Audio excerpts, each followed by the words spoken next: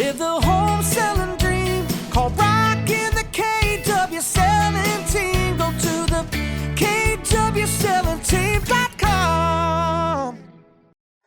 Hey everybody, I'm Brock Fletcher from the Selling Team with Keller Williams Real Estate Company. Thanks for tuning in. I want to talk about an area of concern today, for me at least, and I hope it is for you as well. It's the percentage of real estate transactions that are being done by first-time home buyers.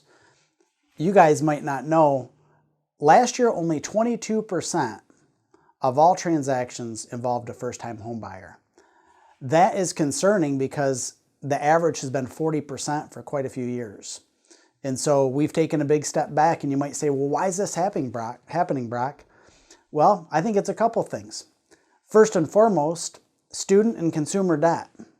If we go back to 2005, which doesn't feel like that long ago, but it was a while ago, only $0.4 trillion in student loan debt. Right now, we've got $1.6 trillion in student loan debt in the U.S. Combine that with the highest amount of consumer debt we've ever had, that's a scary number. Now you might say, okay, well, what else? Inflation.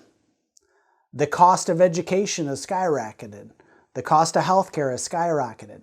The cost of hospitalization, the cost of childcare.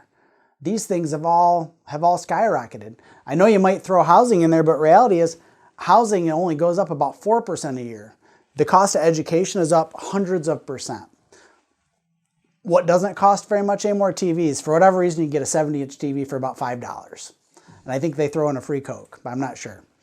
Now, here's the last part of that.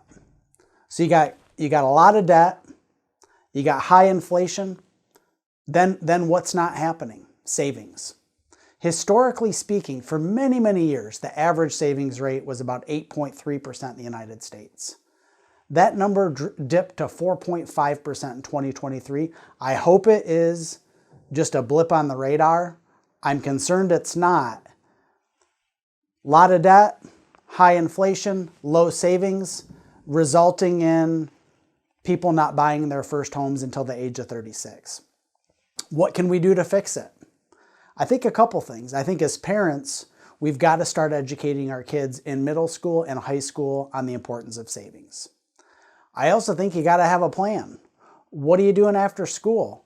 Are you going to college? Are you going for a 4-year degree? What degree are you going to get? What is going to be the income attached to that degree when you're done? You can't just go to school and get a degree in interpretive dance and expect to make a wage that is livable, right? Should you be considering something different? Should you be considering a skilled trade like plumbing, heating, electrical, structural, or electrical, HVAC, nursing? I mean, there's many career paths that do not require a traditional 4-year degree. I think you really have to spend some time thinking about why are we doing what we're doing, and is that the best path for financial security?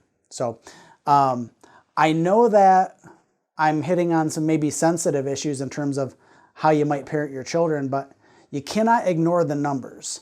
The numbers state that we're in a problem where first-time home buyers are not buying their first homes in their 20s, it's in their late 30s. That is really going to drastically impact people as they're nearing retirement age further in the future. This is a problem we need to get a hold of, right? We need to get ahead of it, and we need to start to head off some of these future problems that we're going to see. So if you have any questions, if you have any comments, I'd love to certainly answer them or debate you on the facts of it. My best way to get a hold of me is still my cell phone. It's 517-303-3262. Thanks for tuning in. Live the home selling dream. Call Brock